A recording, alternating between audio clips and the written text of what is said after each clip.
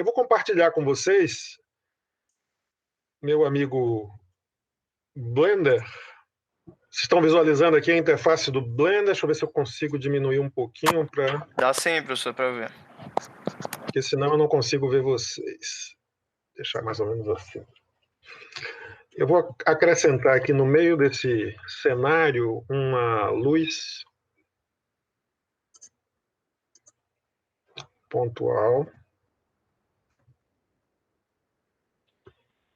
Tá. Vou mudar para Cycles. Só um pouquinho enquanto ele processa.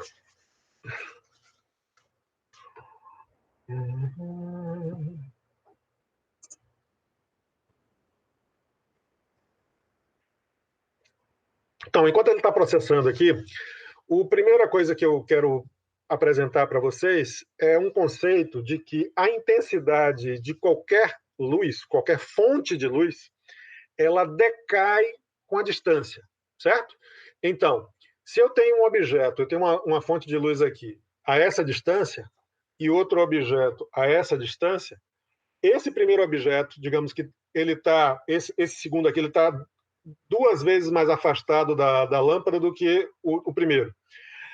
Esse está recebendo muito menos intensidade de luz do que esse, certo? Então, existe uma função matemática que descreve esse efeito. E a ideia é que a luz, ou a intensidade da luz, decai na razão do inverso do quadrado da distância. O fato, digamos assim, a parte fácil de entender é quanto mais longe, mais fraco o objeto que está da fonte de luz vai receber iluminação. Vou pegar um aqui. Eu vou apagar aqui todas as luzes da minha cena.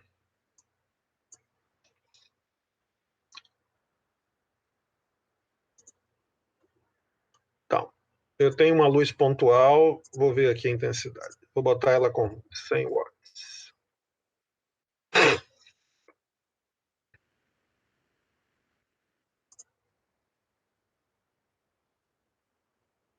Para configurar aqui algumas coisas.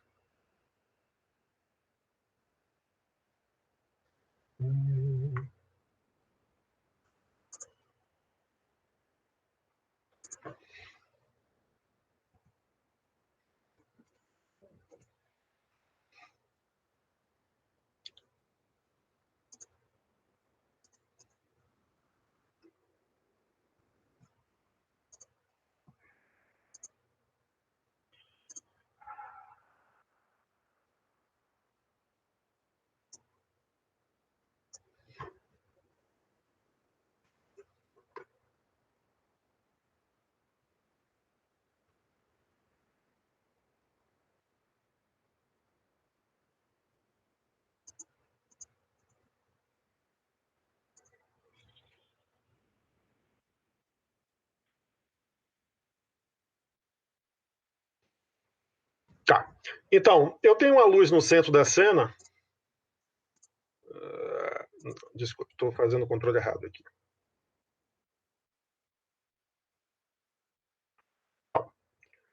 Veja, quando eu boto ela com 10 watts, você vê que a primeira bolinha começa a se iluminar, certo?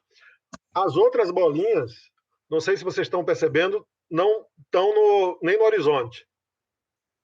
Quando eu boto 20,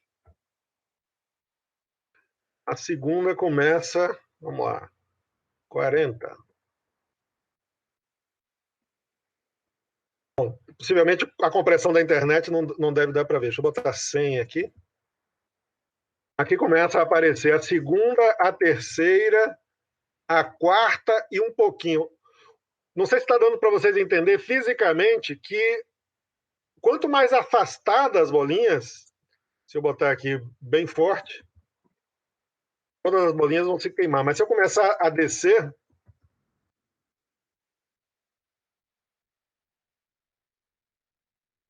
ó, aqui dá para ver bem. A luz é a mesma, mas a intensidade decai com a distância. Certo? Isso que o Blender está reproduzindo, isso é físico. Isso acontece fisicamente no mundo. Tá? Qual é a mensagem prática disso? Eu estou em casa querendo fazer uma iluminação para mim, só que ela está muito forte e eu não tenho um dimerizador, que é aquele controlezinho que faz a intensidade da luz diminuir. Então, a luz está muito forte, eu não consigo controlar ela. Bom, essa regra que eu estou apresentando, ela diz para você que se você afastar de luz, você consegue diminuir a intensidade da luz. Entendem isso?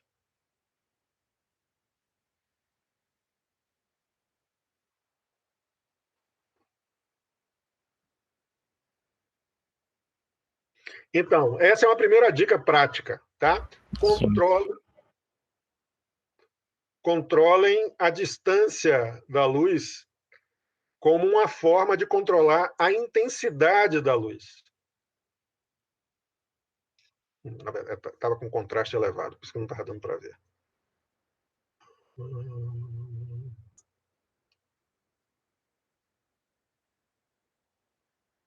Não sei se está dando para vocês perceberem como eu mudo a intensidade, a exposição.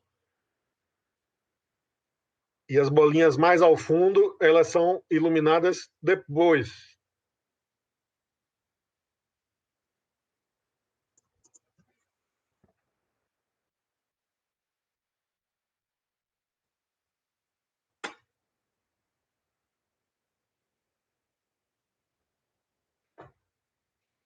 Bom, outro fator que interessa para a gente.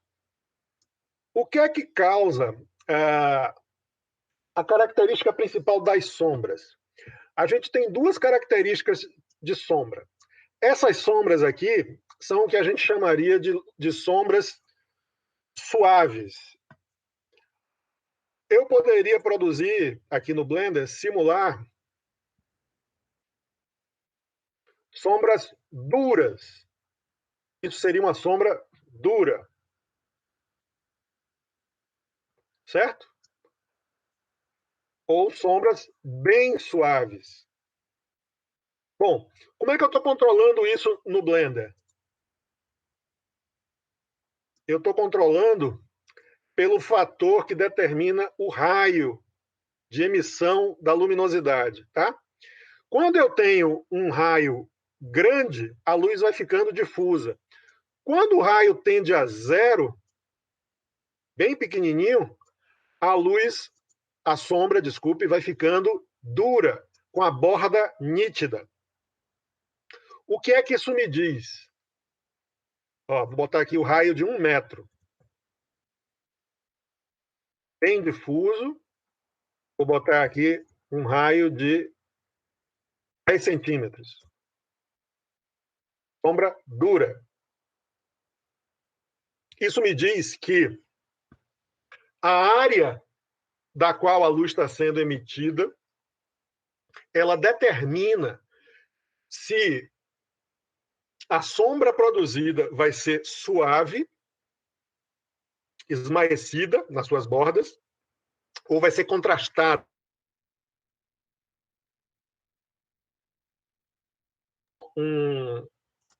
Algo mais visível.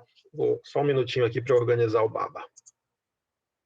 Em vez de emitir com um ponto, eu vou passar a emitir com um plano.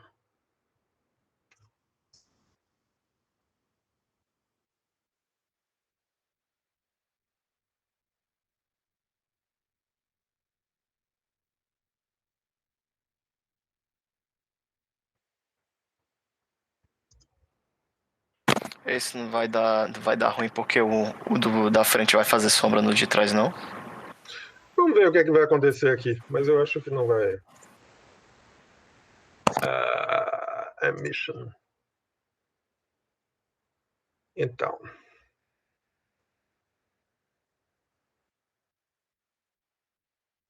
Então, eu tenho aqui um painelzão, certo? Veja que as sombras de cada bolinha tá ficando suave. Percebem o que eu quero dizer? Eu não sei se está visível para vocês aí. Ó. A única fonte da cena é esse painelzão de LED aqui, tá? O que acontece se eu diminuir essa fonte de luz?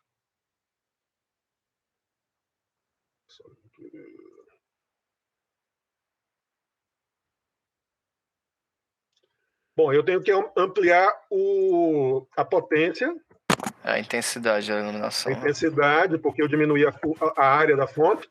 Mas veja, agora com o painel menorzinho, dá para perceber que a borda da sombra está mais definida?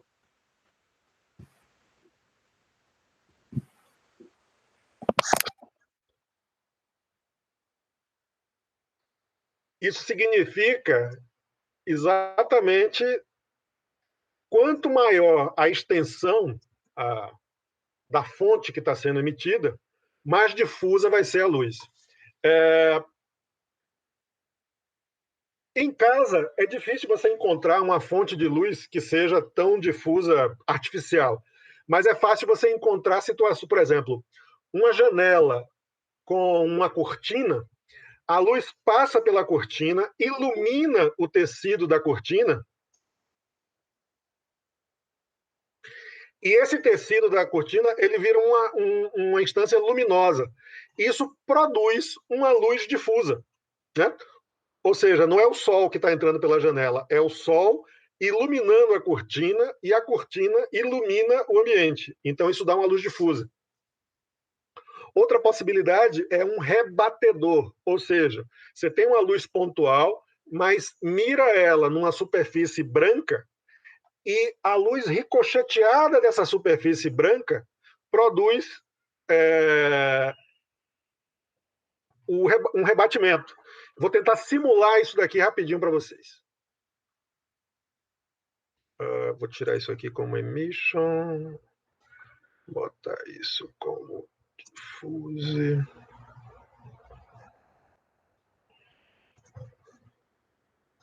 Tá. Então, aqui a visão esquemática. Eu vou criar uma lâmpada, um spot.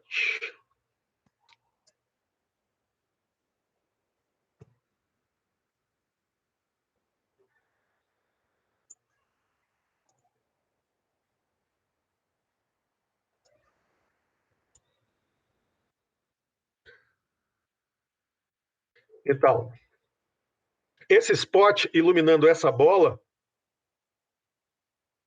ou essa outra bola, ele produz uma luz, vou botar até menor aqui, uma luz bastante dura. Estão visualizando? Agora, se eu utilizar essa superfície branca aqui como rebatedor, olha o que vai acontecer.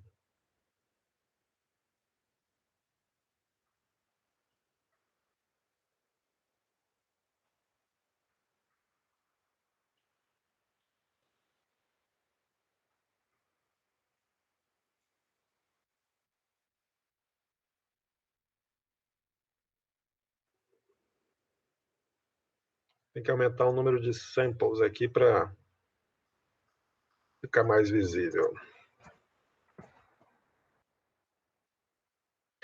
Estão visualizando que a luz aqui, ela não é mais uma luz que está iluminando as bolotinhas. Ela está iluminando essa cartolina, digamos assim, e a luz está rebatendo e iluminando a cena agora. Como é essa área branca da cartolina que está iluminando a cena. Essa área era maior do que a luz de ponto. É tipo quando a lua ilumina alguma coisa? Porque o sol tá indo para a lua, da lua tá iluminando algo. Só que a lua no céu, ela ainda é um objeto relativamente pequeno. Então, ela não produz, ela produz sombras duras. A lua é um negócio enganoso danado. Quando você vê você está num lugar muito escuro, num dia de lua cheia, ela dá uma sombra dura. Fica muito rígida a sombra. Porque ela é um objeto pequenininho, mesmo o sol rebatendo nela.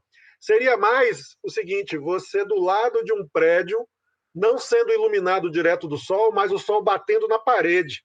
Aí tem aquele brancão da luz do prédio vindo em você, e você não faz sombra. Se você for para o sol, você vai ver a sombra da luz direta do sol, certo? Mas a luz rebatida no prédio dá uma sombra tão difusa que praticamente mata a sombra.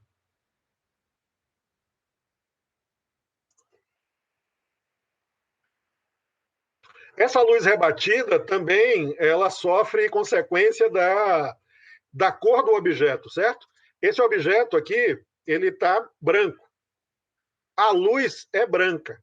Mas o que acontece se eu botar uma cor no objeto? Botar um objeto vermelho, por exemplo. A cor do objeto vai contaminar a cena.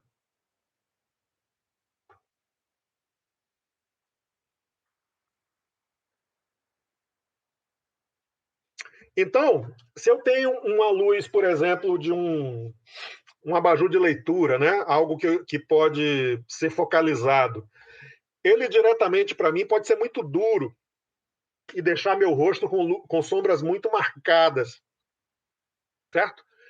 Mas se eu forçar ele a iluminar uma parede próxima a mim,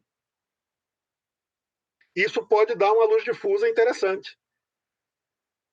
Deixa eu tentar. Daqui a pouco eu simulo aqui comigo até, porque eu estou com a luz direta aqui. Só que a luz direta é relativamente alta, não está dando luz tão pontual. Tá?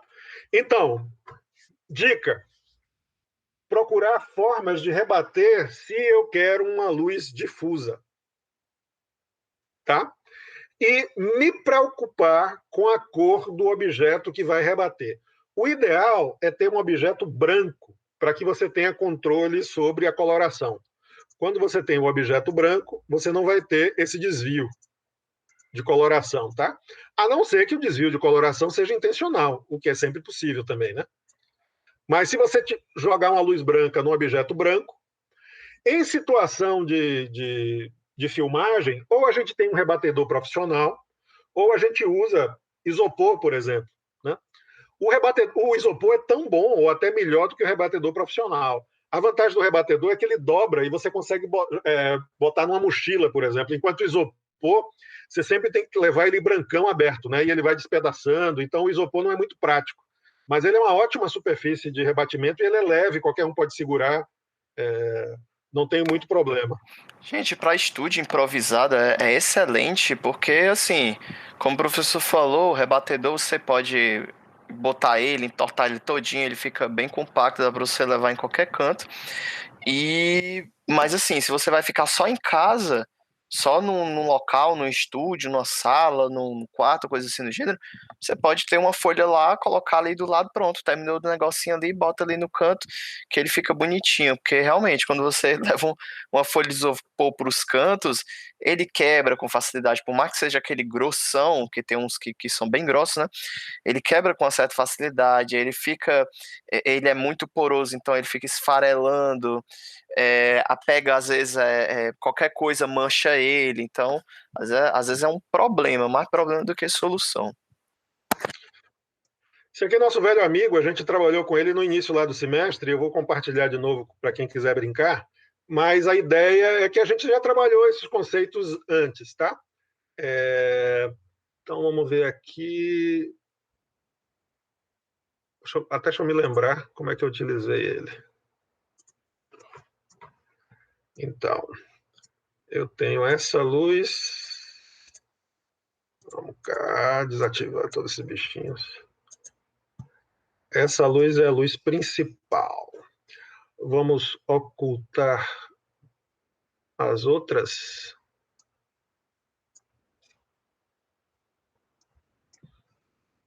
E vamos controlar essa luz. Vamos cá, sacos.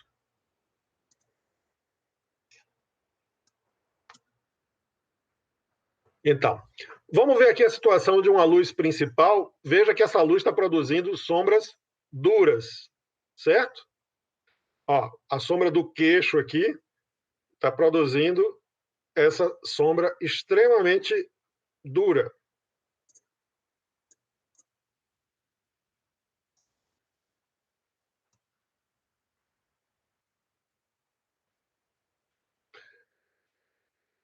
Se eu simular no controle da lâmpada o aumento do raio dessa fonte de luz, que por enquanto está zero, vocês vão ver que ele vai ficar mais difusa. Se eu botar um raio de 20 centímetros, imediatamente, ó, eu já não tenho aquele desenho tão duro do nariz aqui, nem do queixo sobre o ombro. Isso porque eu botei um raio, está sendo representado aqui por essa bola. É como se essa bola aqui, de raio 20 centímetros, tivesse iluminando esse rosto. Isso, na prática, equivale a algo como isso aqui, ó. Uma lanterna chinesa, certo? Então, uma lanterna chinesa como essa daqui, que custa R$15 na Casas Freitas. Outro dia eu vi na Casas Freitas, na parte de festas infantis, eu vi umas dessas de R$15, eu acho, 12, R$15. Isso botar uma gambiarra com a luz dentro vai me permitir suavizar a sombra, algo que estava saindo desse jeito passa a ficar desse jeito, certo?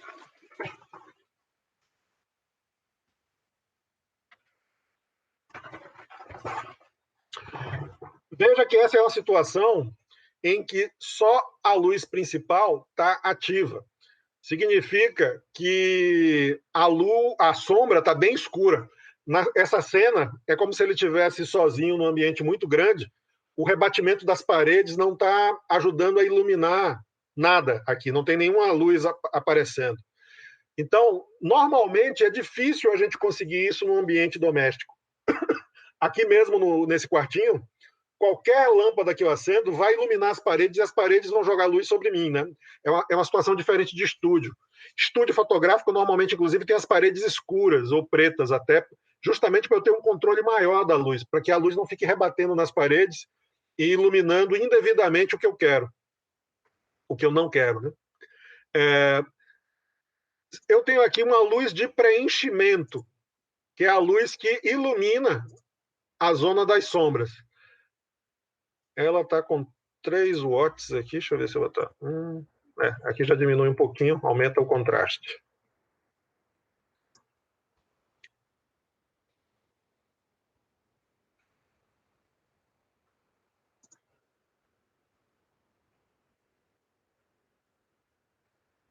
Deixa eu só ajeitar uma coisa aqui.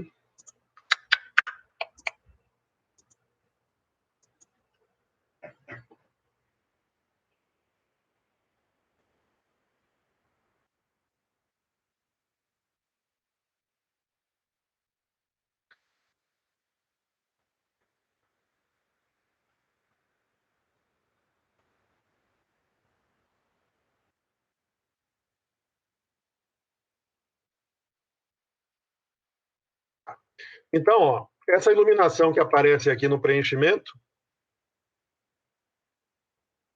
tirar essa, é o que a gente chama justamente de luz de preenchimento, que ela preenche a sombra, a área sombreada. A luz principal, também chamada em fotografia de luz de ataque, ou quando se traduz diretamente termos em inglês, luz-chave, que é key light, a luz principal, luz de ataque, ou luz-chave, key light, ela faz a luz principal da cena, é a luz principal do objeto, certo? A luz de preenchimento, ela preenche a sombra, diminuindo o contraste da cena. A quantidade de luz de preenchimento que eu colocar, ela vai definir, inclusive, o estilo da cena, o tipo de psicologia da cena. Se eu tiver uma cena muito contrastada, eu tenho aqui uma situação que a gente chama de low key. Às vezes em fotografia a gente acha essa expressão, que são cenas de muito contraste, zonas de claros e escuros, né? Ou no cinema a gente chama também de fotografia de filme noir. Não sei se alguém já ouviu essa expressão. Que são eu já. São filmes que trabalham muito com esse jogo de luz e sombra, né? Então, o preenchimento ativo, quanto mais o preenchimento vai chegando próximo da luz principal, por exemplo, se eu tiver algo como isso aqui, ó, eu praticamente matei a sombra com o preenchimento, eu tenho o oposto do low key, a expressão em inglês. Eu tenho aqui o high key, chave alta, digamos assim. Vou escrever aqui essas duas expressões.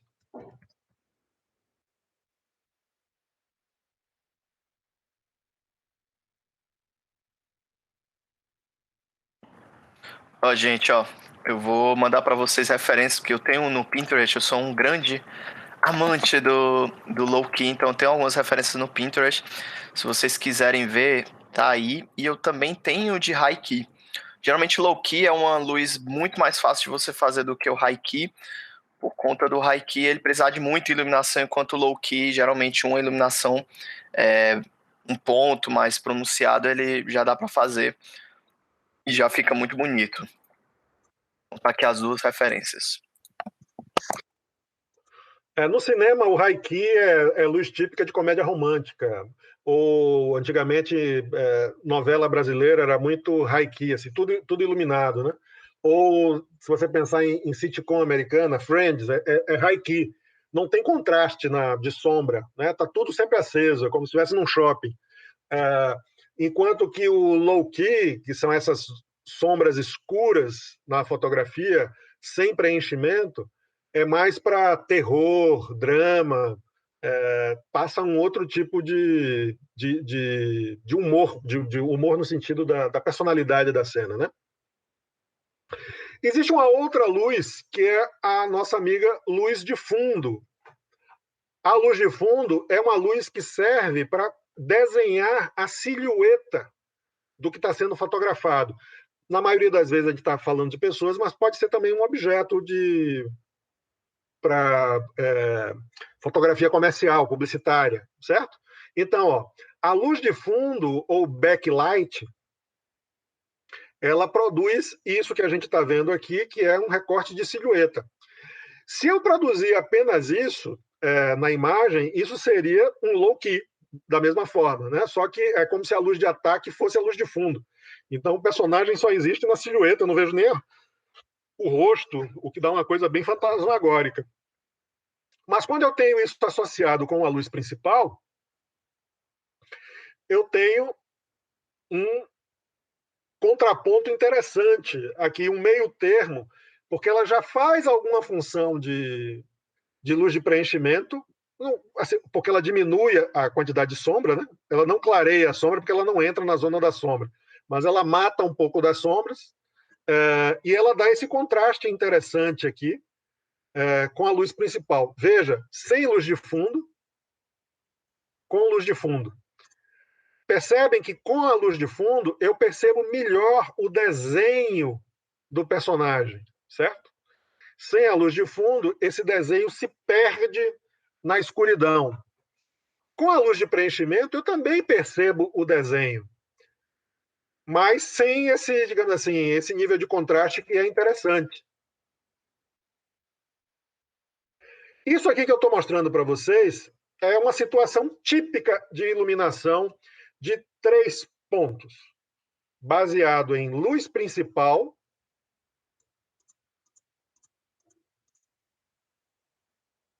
luz de preenchimento e luz de fundo.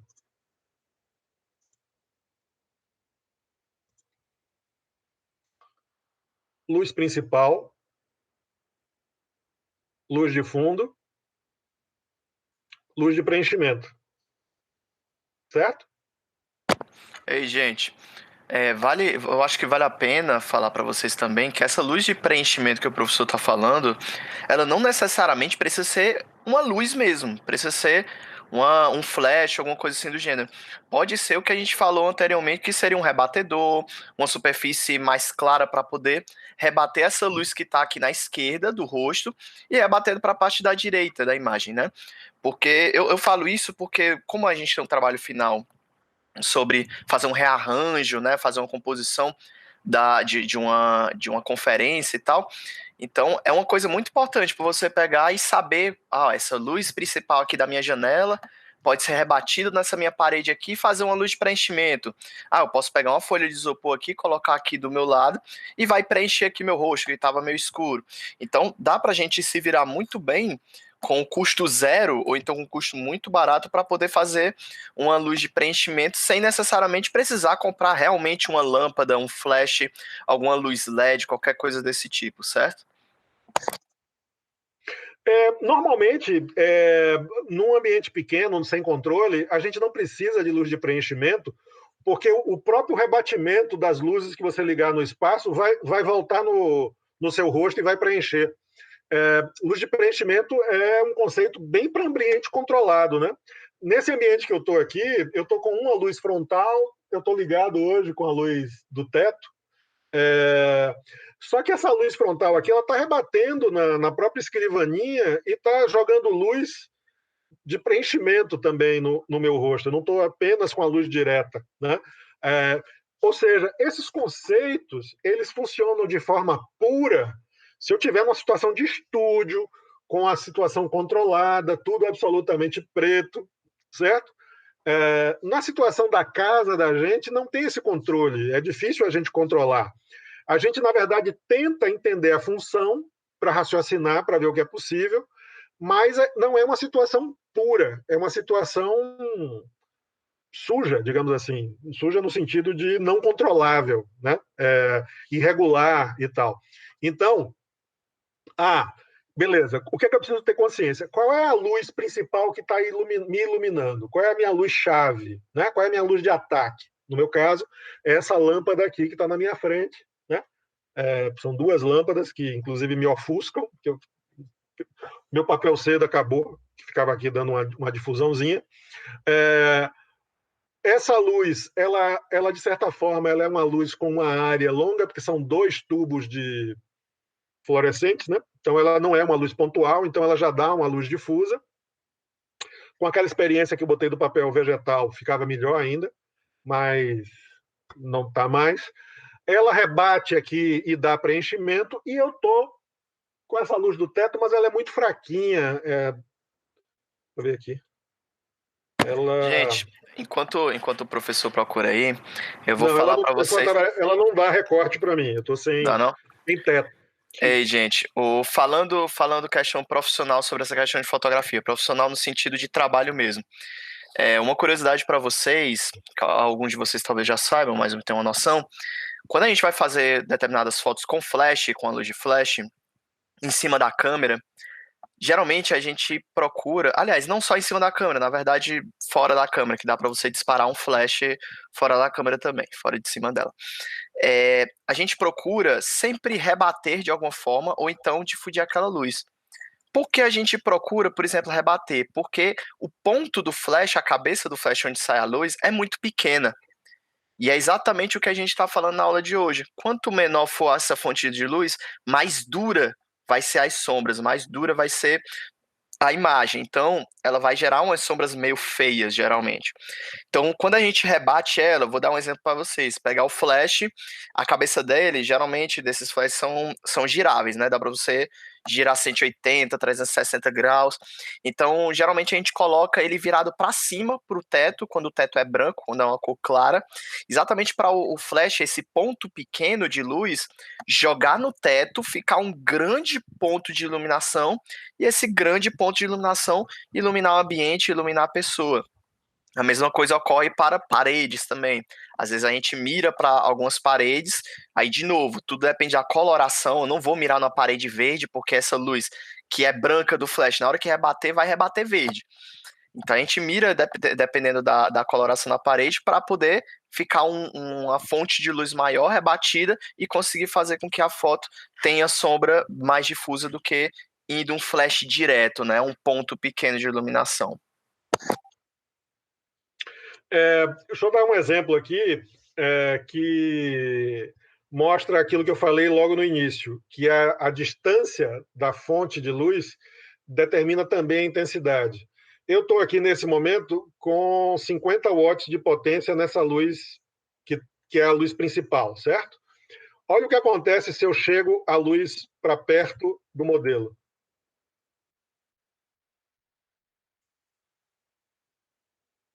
Percebem que a intensidade aumenta? Ó, estava assim, agora com ela mais perto, mais intenso. Agora eu vou afastar.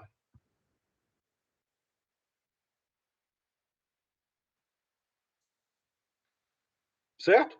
Ou seja, eu posso controlar a intensidade aproximando ou afastando a luz, tá?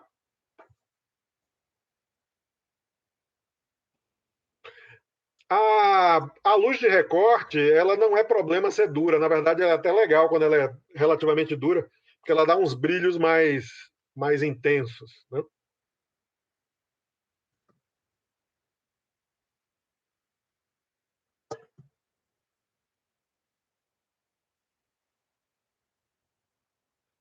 Então, vamos lá. Hoje está petit comité.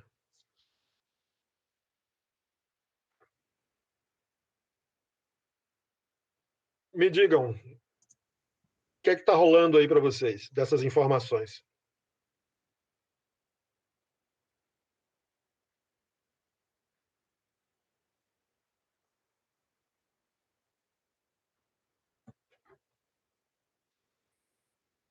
Vocês já tinham visto, gente, esse tipo de conteúdo?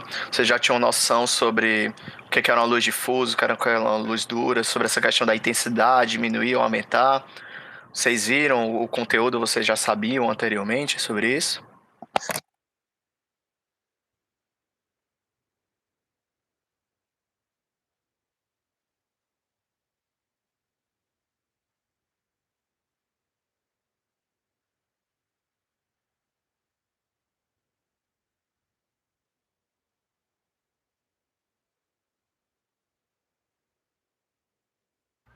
Eu vi muito superficialmente.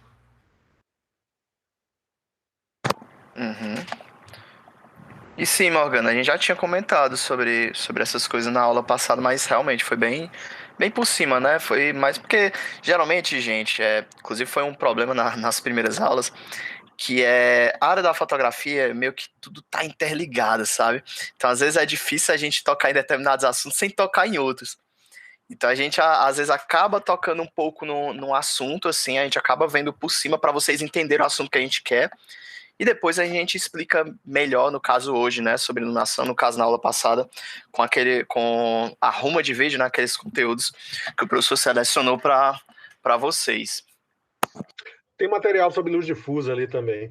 Ó, vou dar um exemplo prático aqui. A gente percebe a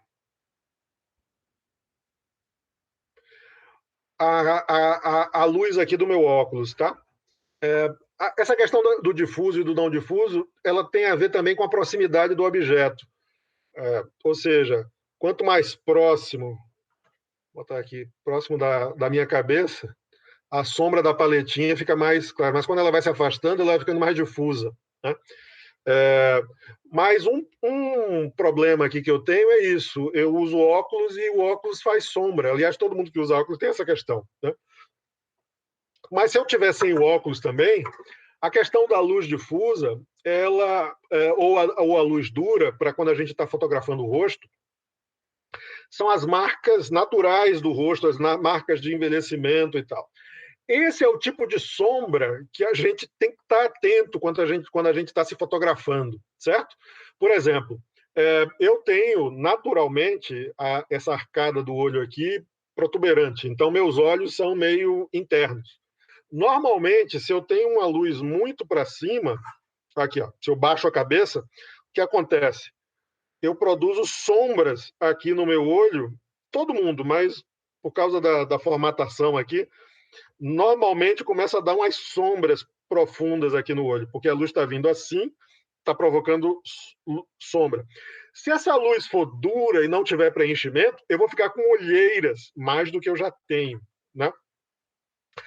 Quem tem olheiras vai ficar com as sombras das olheiras pronunciadas, as rugas vão ficar mais pronunciadas, as preguinhas.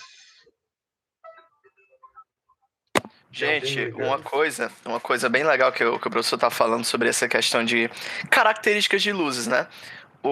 A gente tem uma luz que é exatamente feita para não gerar nenhum tipo de empecilho disso, que é aquelas ring O lights, ring né? light, né? É, exatamente, Natanael. Porque é uma luz que fica exatamente na sua frente, enquanto você estiver olhando para ela, todo o seu rosto vai estar iluminado. Tudo que tiver no frame vai estar iluminado. Porque ela preenche, porque ela está bem na sua frente assim, ela preenche todos os buraquinhos de sombra, né? Então é como se ela fizesse uma cirurgia plástica. Por isso que todo mundo fica querendo aquelas luzezinhas, porque as pessoas se acham mais bonitas daquele jeito, né? Uhum. Porque você não está vendo ruga. Mas, Aí na ela verdade, tiraria essas marcas, era isso, professor? As sombras todas, né? Ela na verdade, tiraria essas rapaz, sombras. ela atenua a percepção das marcas que estão aí. Por outro lado, uma luz pontual dura, principalmente vinda de cima, ela amplifica a percepção visual das reentrâncias do rosto, né? A ruga que a gente tem ou que a gente não tem, ela pode ser amplificada ou minimizada na iluminação. Luz difusa preenche as sombras que marcam, que salientam, que evidenciam as marcas de envelhecimento ou marcas de acidente, quem tem cicatriz e por aí vai.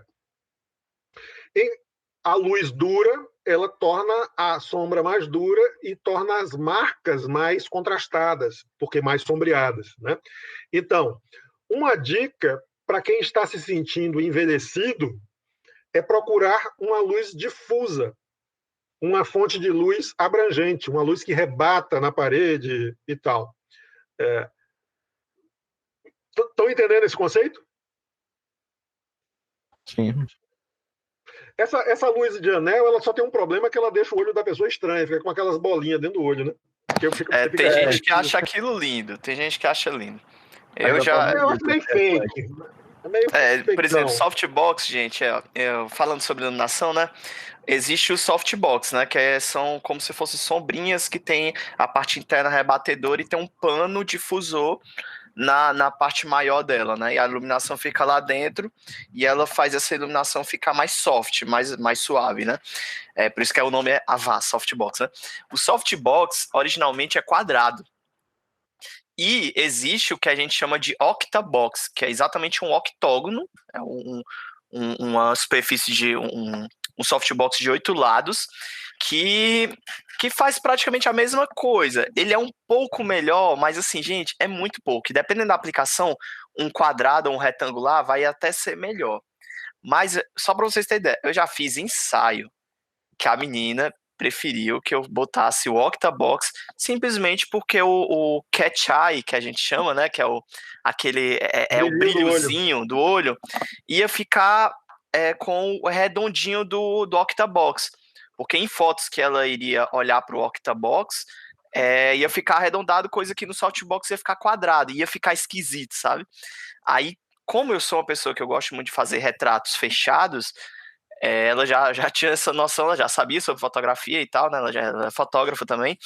Então ela já pediu por conta só disso. Então tem gente que fica achando esquisito ou então indiferente, como por exemplo o Adriano, mas tem gente que ama isso, tem gente que ama esse redondinho no óculos, porque quando você coloca no óculos, nossa senhora, fica um negócio muito doido, com um redondão assim, bem, bem doido.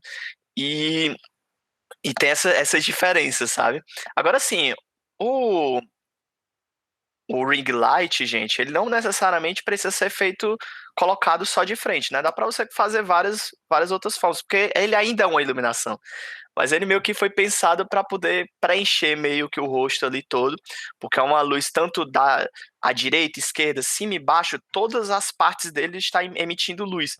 É diferente, por exemplo, Richter, não é a mesma coisa, não é só pegar um ponto de iluminação e colocar um pouco acima da lente da câmera. Não é a mesma coisa, gente. Porque aí vai sair só desse ponto, a iluminação não vai sair tão suave, muito provavelmente, porque o ponto vai ser menor, e ela ainda vai gerar muitas sombras nas laterais. vocês imaginam que a ring light, ela ilumina de fora para dentro. Ela pega todas as arestas do rosto da gente, todas as bordas do rosto da gente e ilumina ela praticamente de igual para igual para o centro, enquanto uma luz mais pontual, mais central, ela iluminar muito mais o centro e as bordas não iluminar tanto. Por isso que tem bastante diferença entre uma ring light e uma luz pontual na frente de uma câmera. Essa questão do brilho no olho, que é uma expressão que a gente usa mesmo fora da fotografia e traduz vitalidade, ela de fato na imagem traduz vitalidade, né?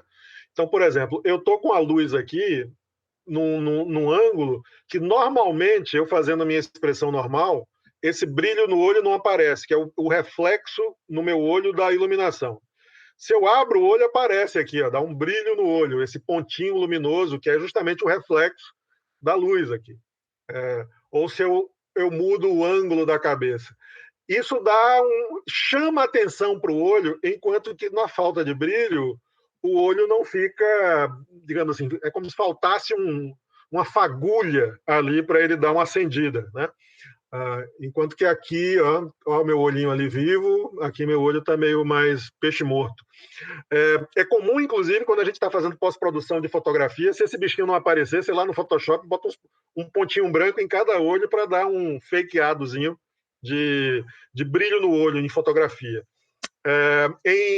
Em audiovisual não dá para fazer isso. No cinema, antigamente, talvez em TV ainda se use isso como prática, a galera usava em cima da câmera como se fosse um flashzinho, só para, na hora que você está dando close na pessoa, dar um brilho no olho. Não é para iluminar a pessoa de uma forma específica, é só para dar essa fagulha de luminosidade no olho da atriz ou do ator, né? Ei, quer que eu pegue aqui o flash para mostrar pra galera isso aí?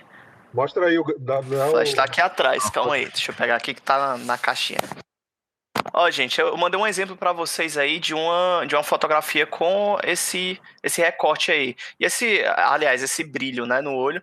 E é um brilho em uma foto externa, né? Não tem flash nem nada. Deixa eu pegar aqui.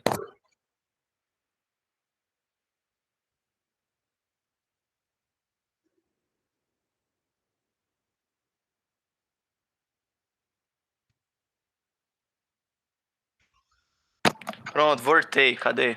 Vale mesmo, que eu tava desligado ó, esse tempo todinho. Cadê? Pronto, ó. Pronto, tô me vendo, né? Risca no seu ambiente low-key. Meu ambiente low-key, ó. Gente, ó, tá aí, ó. Iluminação low-key aqui, ó. Só faltava essa parte aqui de trás tá mais desligado que eu ficava mais ainda. Ó, gente, isso aqui é a cabeça. Inclusive, eu vou poder falar pra vocês melhor sobre aquela questão profissional lá que eu falei antes, né? Ó, isso aqui, geralmente, gente, você tem a sapata pra colocar em cima da câmera, né? Então você pode pegar aqui uma câmera, ele vem com essa parte aqui de cima, que você pega, encaixa aqui, trava e pronto. Você tem um trambolho desse tamanho aqui pra poder botar em cima. Em eventos, gente, geralmente o que a gente faz? A gente não, por exemplo, vou fotografar aqui, a gente usa isso aqui direto, em último caso, certo? Que geralmente, ó, rebate aqui para trás, a gente realmente, às vezes, rebate aqui para lateral. Onde a gente puder rebater, a gente tenta rebater, exatamente para evitar esse tipo de luz dura, uma luz feia, para poder ter na fotografia. Inclusive, ó, olha, Adriano, esse flash aqui que eu tenho, ele tem LED aqui embutido também. Aí, sim, gente. Então ele gira. Oi? Que quando você bate, rebate no teto, que tava falando naquela hora? Por exemplo, ó, aqui o meu teto ele é branco, ó. Ele é um teto branco, é um PVC. Então, claramente, eu inclusive já fiz várias fotos aqui no meu quarto, porque aqui do lado eu tenho uma área que eu faço fotografia, né? Uma área de 2,70 que eu tenho uns panos e tal. E eu rebato direto o flash aqui. Porque é um teto baixo, é um teto branco que me dá toda essa possibilidade de fazer. E o meu próprio quarto ele já foi meio, entre aspas, pensado nisso, porque ele é todo monocromático. Ele não tem nenhuma cor de parede, não tem azul, tem nada. É cinza médio aqui e o resto é tudo branco gelo. Então faz com que eu não perca também essa questão de a luz ficou meio verde, porque a parede lá do outro lado é bem esverdeada. Então eu posso trabalhar muito tranquilamente com isso daí, e é isso que geralmente os fotógrafos procuram. É o máximo. Nossa senhora, um fotógrafo ia amar um local que tivesse tudo branco ou escala de cinza. Pois então, gente, então ele tem essas articulações aqui, né? Você pode fazer todo o comando. E aqui, ó, o que o professor estava falando. Na cabeça do flash, gente, uma curiosidade. ele tem zoom também. Ele tem um motor DC aqui que ele tem a lâmpada, ele fica navegando entre a parte daqui de trás e a parte da frente, fazendo o zoom, realmente jogando o foco mais para frente. Você, inclusive, tem um modo automático que você, na hora que bota o zoom da lente, a iluminação vai mais para frente, mais para trás. E desse jeito você até consegue fazer com que a luz fique mais dura ou mais suave, né? É bem interessante isso daí. Aí, a gente tem duas palhetas aqui. A maioria dos flashes funciona desse jeito, certo, gente? Esses flashes que a gente chama de speed light, que são esses que a gente acopla em câmera. Que, de novo, eles podem funcionar também fora da câmera. Você precisa só de um rádio flash. Pronto, ó. Você sobe isso aqui e você tem duas coisas. Primeiro, vou até colocar isso aqui primeiro. Isso aqui é um difusor, gente. Isso aqui, ó, ele tem inclusive uma molinha que já desce aqui para a parte da luz. Isso aqui vai fazer com que o flash ele consiga expandir mais ainda a iluminação. Então é bem legal para quando você estiver fazendo uma foto com uma grande angular, com uma lente que vai pegar bastante coisa aqui, né? Que vai pegar vai pegar um grande ambiente ou coisa assim do gênero. Ele é uma luz que consegue difundir bastante. Se você quiser fazer aquilo que o professor falou, é exatamente esse cartãozinho aqui, ó. Então o que você faz? Você pega, coloca aqui o seu flash rebatido para cima, ou então você, quando vai fazer uma foto aqui na lateral aqui, você também vai poder rebater aqui do lado. Aí você tem essa iluminação batendo aqui nesse cardzinho aqui, e como ele é branco, ele vai refletir no olho da pessoa, e o olho da pessoa vai ficar com esse quadradinho branquinho. Então, é puramente estética, porque ele não ilumina muito. Inclusive, tem um outro tipo de acessório aqui. Macho, ele tem que coordenar tempo, né, filho? Peraí. A gente se empolga. Deixa eu aproveitar que ele está falando, tem uma coisa curiosa em relação a qual é a utilidade de você... Normalmente essas câmeras, boa parte delas já vem com um flashzinho. Sua câmera tem flash? A minha não, a minha é uma Canon full frame e ela não tem flash, mas tá. Assim, ó, essa que eu tô aqui, ela híbridas... tem. Deixa eu ver aqui, porque essa daqui é uma 60D. Tá, a 60D, essas câmeras mais intermediárias, prosumer, como se chama, elas têm um flashzinho. Abre ela aí para você. Peraí que eu tenho que botar em modo aqui de foto aqui. Pronto, aqui, ó. Tá, então esse flashzinho típico que abre em cima da câmera, certo? Aquele outro flash tem várias vantagens. Obviamente, a potência desse daí é diferente, tá? Essa é uma questão explícita. Mas você tem outra questão aí que é importante. Esse flashzinho muito próximo do corpo da câmera e, por consequência, próximo da lente da câmera, ele é o típico flash que dá olho vermelho nas pessoas. Uhum. Porque o que é o olho vermelho? O olho vermelho você está numa situação de um ambiente de baixa luminosidade, né? Ou seja, um ambiente noturno ou interno noturno. A pessoa naturalmente está com a pupila mais dilatada do que o normal naquele ambiente. Aí você vem com um flash e dispara o flash. O flash, na velocidade da luz, o flash vai e ilumina o fundo do olho da criatura, e o fundo do olho é bem irrigado lá de veias, e aquilo faz um olho acender vermelho. Quando o flash ele é bem paralelo à lente, é muito mais certo que a lente vai captar esse ângulo certinho. Já quando o flash é mais afastado, ele é mais alto, diminui essa possibilidade. De todo modo, a câmera tem um ajuste para eliminar o olho vermelho, que ela pisca o flash algumas vezes antes de efetivamente disparar a fotografia, né? Ela vai tchac, tchac, tchac, e paf! Isso faz com que o olho da pessoa reaja a essas primeiras batidas de flash e feche a pupila. Aí você não vai ver o fundo do olho da pessoa, né? Ah, tá explicado agora, pensando que era coisa de espelho, né? Parece um endemoniado, né? Também tem software que tira já automaticamente. Eu não elimino essa possibilidade. Não. Ó, gente, isso aqui é um rebatedor mesmo, ó. Isso aqui parece aqueles negócios assim de filme americano, sabe? Aqueles de beisebol. Mas ele serve exatamente para a luz pegar aqui, ele vai difundir em todo esse espaço e ele consegue realmente jogar uma boa iluminação na frente da fotografia. Esse sim é interessante. E o formado no olho, Richter, desse aí, como é que fica? Que outra quadrada. Não, mas ainda é tranquilo. Eu, pelo menos, nunca tive problema. Mas eu acho que também tem isso que o professor falou. Acho que também tem o processamento da câmera. Porque eu nunca mais vi nessas câmeras atuais. Era muito visto naquelas point shot, aquelas câmerazinhas pequenininhas e tal, que você ia fazendo as fotinhas lá de noite com aquele flashzinho bem miudinho. Mas hoje em dia, mesmo você fazendo com pop-up nessas câmeras um pouco mais atuais, nem tão atuais, que essa é meio antiga, nunca tive esse tipo de problema, gente. Só mais antigamente mesmo. As pessoas não estão dilatando mais o olho. O pessoal aí, viu?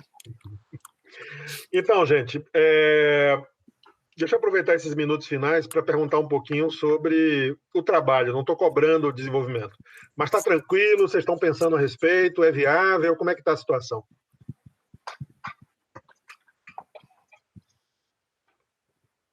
Um de cada vez, viu, gente? Calma aí.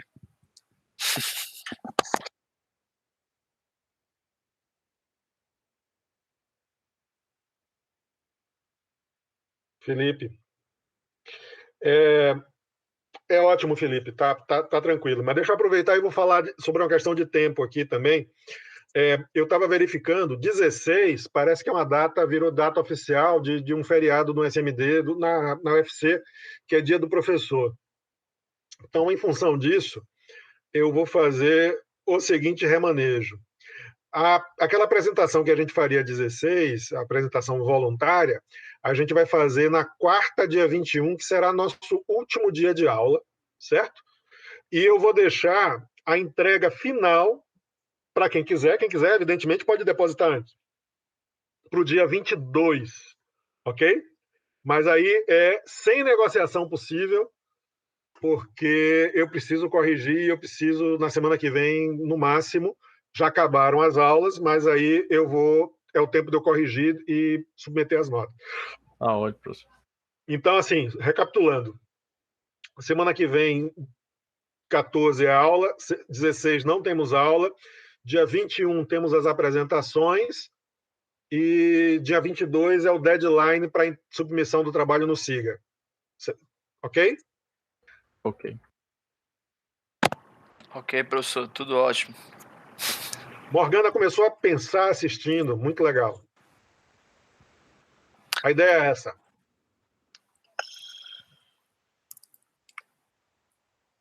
Pode convidar a Richter para fotografar em casa também.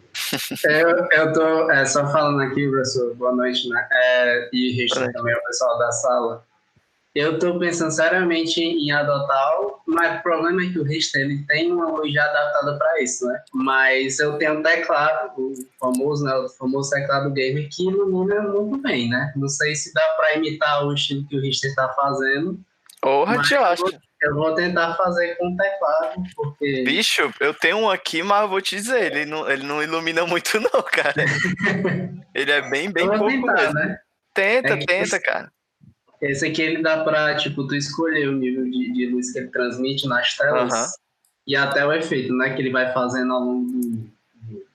Enfim, tem vários efeitos. Às vezes você descobre em casa umas coisas boas. Por exemplo, estou olhando aqui do lado aqui agora, ó o que tem aqui, uma pasta de documento que eu é já ia dizer isso. Azul. Ó. Deixa eu ver aqui se acontece alguma coisa, se eu tapar essa... Vou olhar aqui. O que acontece se eu botar essa pasta na minha lâmpada? Foi assim, basicamente, que eu fiz um dos trabalhos. Eu já dei uma esfriada na minha luz aqui. Ó. Tô mais quente, né? Mais frio, né?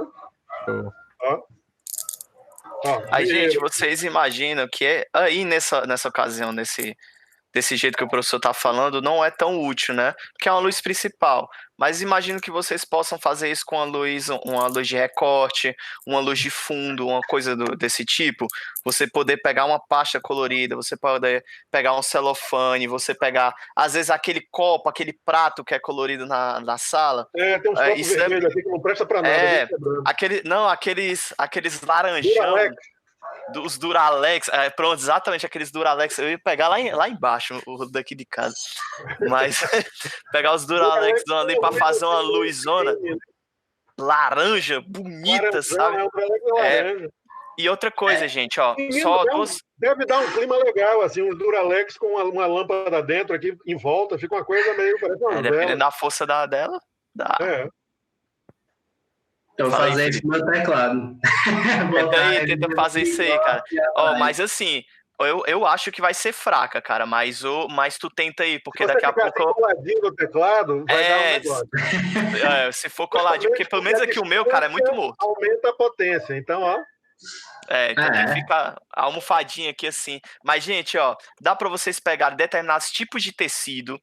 Então, se a sua lâmpada não for uma lâmpada que esquenta, já vou falar sobre isso. Mas, se, por exemplo, você pegar aquelas bermudas que tem um tecido bem fininho, a vermelho, azul, roxo e tal, aquelas que você vai fazer atividade física quando faz, né? Você pega aquilo ali, você bota com uma certa distância e ele fica muito bem colorido, transparece muito aquela iluminação em torno daquele tecido. Quando é algodão, quando é um tecido mais assim, mais fechado, ele não passa muita iluminação e esquenta mais do que ilumina, então é meio problemático. E o ponto que eu ia falar para vocês era exatamente ter cuidado sobre essas formas de como modificar a iluminação. Cuidado, gente, com essa questão da temperatura. Não estou falando de temperatura de cor, mas temperatura realmente do bicho queimar, certo? Do bicho pegar fogo. Tem algumas luzes fluorescentes que, quando você coloca, até LED, dependendo da potência, quando é muito forte, ela, no celofane, eu já teve caso comigo que o celofane pregou na parte da lente de tão quente que estava. Às vezes, dependendo da sua lâmpada, se ela esquentar muito, ela pode pregar, pode pegar fogo, ela pode ter uma série de riscos. Então tomem cuidado na hora que for fazer também isso daí. E não se esqueçam de tomar essas medidas, testar muito bem antes, ter uma noção legal e tal. Não vai tentar fazer umas gambiarra perigosas só para tentar passar na cadeira, que a gente entende, gente. Não precisa também fazer isso tudo, não. Mas procurem coisas bacanas para poder... É o cara, né, falando, tomem cuidado, mas façam, tentem. Mas com uma certa prudência, gente. Com muita prudência, sério. Colocar a vela para iluminar como luz de corte. Pronto. Uma vela legal, poxa. Eu já fiz uma foto com luz de corte de vela. Bem trevosa. Existe uma coisa que é um conceito, não sei se tanto de fotografia, mas é mais usado em cinema, que é luz prática, que são as luzes que aparecem no quadro, que aparecem na cena, certo? Essas luzes normalmente são luzes de decoração e ela não necessariamente é a luz que está, digamos assim, iluminando a cena. Por exemplo, se eu botasse atrás de mim um abajurzinho, certo? Ele poderia estar dando uma luz amarela, mas a luz dele podia não ser a luz amarela que estava me iluminando aqui, tal. Mas ele faz com que eu leia isso. Eu posso ter uma vela, por exemplo, umas 4, 5 velas ali decorativamente aparecendo, e do lado de fora aqui trazer uma luz meio amarelada, e aí dá a impressão de que é aquela vela que está me iluminando, fazendo recorte, mas não é.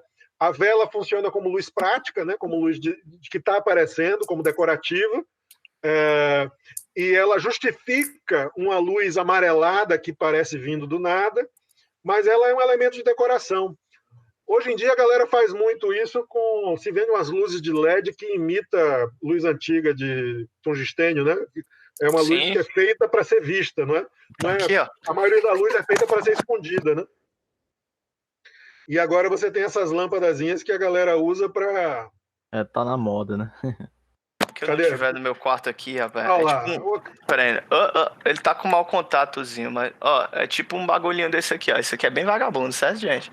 Mas ele é tipo uma luzinha de vela, dá pra você frescar aqui e colocar ali atrás. E uma coisa que é legal, eu já vi imagina um negócio aqui, ó. Só isso aqui, gente, já dá um recorte mais ou menos aqui, ó. Lembra que o professor falou sobre o teclado aí, ó, Felipe? Bota aqui bem pertinho aqui assim, ó. Começa a dar um soninho aqui legal. Que ele ficou em iluminação massa. Mas, gente, ó, tem um make-off que eu acho que é do Indiana Jones. Eu acho que é do Indiana Jones. Que mostra aquelas tochas que os caras ficam segurando no meio das cavernas, a galera com as tochazinhas. As tochas assim, rapaz, chega a dar pena. Tão fraquinha que era. E a iluminação maravilhosamente, tudo amarelo e tal. E no make-off mostrava uma tocha de iluminação na parte de cima que a câmera não mostrava, e onde a parte da tocha real pegando fogo ia, essa iluminação em cima estava andando junto, com uma grua bonitinha, exatamente para poder a gente ler aquele tipo de luz como se fosse uma tocha de fogo, sendo que o que estava iluminando era um outro tipo de iluminação muito mais forte para pegar todo aquele ambiente, né? Então, povo, estou curioso para ver as experiências de vocês. Encarem como brincadeira, encarem como experiência mesmo. A minha satisfação na correção vai ser proporcional ao quanto de satisfação vocês tiverem brincando e experimentando aí as possibilidades. Beleza? Na quarta-feira a gente continua com um papo trocando ideias. Tragam dúvidas já sobre o que vocês querem, o que é que vocês estão experimentando. Quem já tiver trabalho concluído, ótimo, já pode até trazer para apresentar voluntariamente. Felipe, se você trouxer, já mostra alguma coisa. O Richter está erotizando aí com a vela. E vamos ficar por aqui hoje. Boa sexta-feira para vocês. Estamos acabando. Daqui a pouco recomeçamos. Boa noite, povo. Bom final de semana aí. Se cuidem. Qualquer coisa aí, dúvidas no trabalho, segue no Instagram, se inscreve no canal aqui, assina no Twitter, sei lá, Telegram, Richter Saulo, bota lá, que a gente tenta ajudar aí o melhor possível. Beleza, galerinha? Falou!